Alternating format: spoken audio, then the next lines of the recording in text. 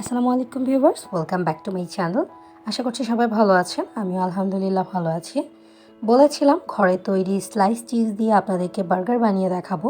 ভিডিওটা আমি অনেক আগেই শ্যুট করে রেখেছিলাম, তবে এটা এডিট করতে আমার কিছুটা বিলম্ব হয়েছে। তো আজকে আপনাদের সাথে আমি শেয়ার করছি ঘরে তৈরি স্লাইস চিজ দিয়ে আপনারা কিভাবে একটা পারফেক্ট চিজ বাইট বার্গার বানাতে পারেন সেটার রেসিপি।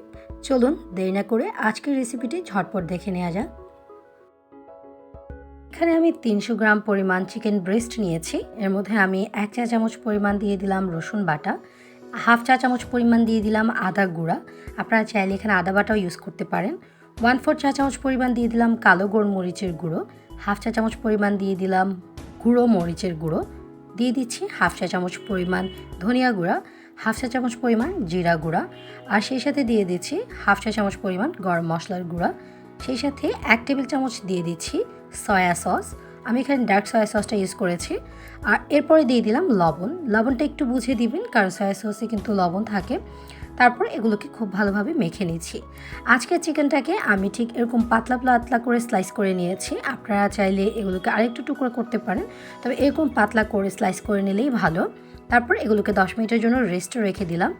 চুলায় একটা প্যান বসিয়ে এর মধ্যে আমি 2 টেবিল চামচ পরিমাণ তেল দিয়ে দিয়েছি। তেলটা একেবারেই কম দিয়েছি। তারপর তেলটাকে চারপাশে স্প্রেড করে নিয়েছি। এখন এর মধ্যে একে একে চিকেনের স্লাইসগুলো দিয়ে দিচ্ছি। এগুলো এক একটা পাশ হতে প্রায় 1.5 থেকে 2 মিনিটের মতো লেগেছে। কারণ হচ্ছে যেহেতু আমরা চিকেন ব্রেস্টটা ইউজ করেছি, তাই এটা হতে খুব বেশি সময় লাগে না। এভাবে 4 থেকে 5 মিনিট পর্যন্ত এগুলোকে উল্টে পাল্টে আমি একটা সুন্দর কালার আসা পর্যন্ত অপেক্ষা করব। ঠিক যখন গোল্ডেন ব্রাউন কালার চলে আসবে, তখন হচ্ছে যে বুঝতে হবে চিকেনটা হয়ে গিয়েছে। এই চিকেনটা উপরে কালারটা চেঞ্জ হবে, কিন্তু ভিতরে কিন্তু জুসিনেসটা অবশ্যই বজায় থাকতে হবে। তাই এটাকে খুব বেশি হার্ড করে ভাজা যাবে না। ভেজে নেওয়া শেষ। এখন আমি চিকেনগুলোকে দুটো দুটো করে একসাথে করে নিচ্ছি।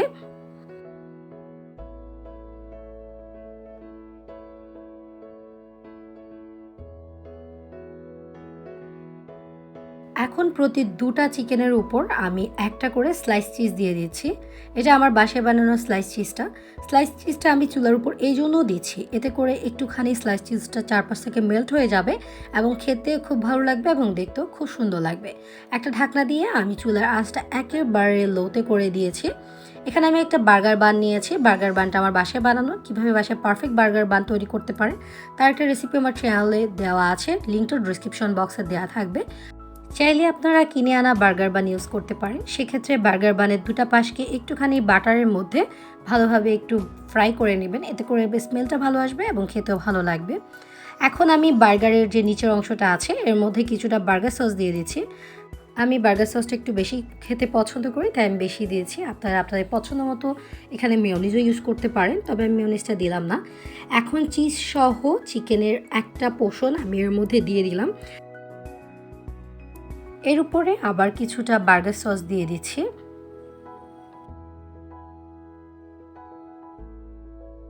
তারপর দিয়ে দিচ্ছি একটা লেটুস পাতা। আপনারা চাইলে এখানে লেটুস পাতাটা স্কিপ করতে পারেন যদি সেটা আপনাদের কাছে অ্যাভেলেবেল না থাকে, তবে আমি এটা হাতের কাছে ছিল তাই দিয়ে দিলাম। এবং লেটুস পাতা দিলে একটু খেতেও ভালো লাগে, দেখতেও এটা খুব সুন্দর লাগে। তার উপরে আবার কিছুটা বার্গার সস দিয়ে দিলাম এবং এর উপরে দিয়ে দিচ্ছি চিকেনের আরেকটা পোর্শন। তারপর এর উপর কিছুটা বার্গার সস দিয়ে দিচ্ছি। রেস্টুরেন্টের যে চিজ বাইট বার্গারগুলো পাওয়া যায় সেগুলো কিন্তু অনেকটা উঁচু হাইটের হয়ে থাকে। আমি চেষ্টা করেছি সেরকম উঁচু হাইটের একটা বার্গার বানাতে। সেজন্য আমি এখানে টোটাল 3টা লেয়ার ইউজ করেছি চিজের এবং চিকেনের। এর উপরে আমি কিছুটা সালাদও দিয়ে দিয়েছি। আপনারা আপনাদের পছন্দ মতো গাজর, শসা, টমেটো কুচি দিতে পারেন। আমি এখানে টমেটো এবং শসা কুচি একটুখানি দিয়েছি এবং এর উপরে আমি আরও একটা লেটুস পাতা দিয়ে দিয়েছি। আর আমি প্রত্যেকটা লেয়ারে একটুখানি করে বার্গার সস দিচ্ছি, কারণ বার্গার সস দেওয়ার কারণে এটা খেতে অসম্ভব মজা লাগে।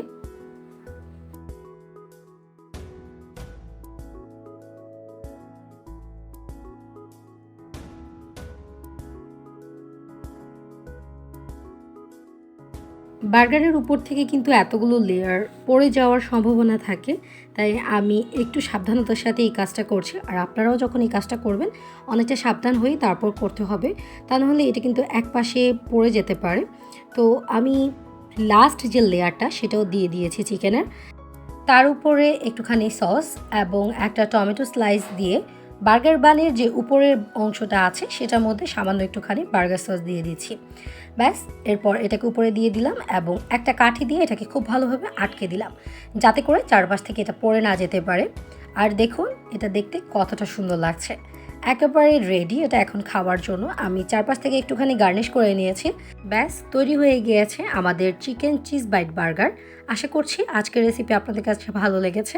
ভালো লাগলে প্লিজ আমার চ্যানেলটাকে সাবস্ক্রাইব করবেন এবং ভিডিওটাতে অবশ্যই একটা লাইক করে দিবেন। আজ এ পর্যন্ত, সবাই ভালো থাকবেন, সুস্থ থাকবেন। আল্লাহ হাফেজ।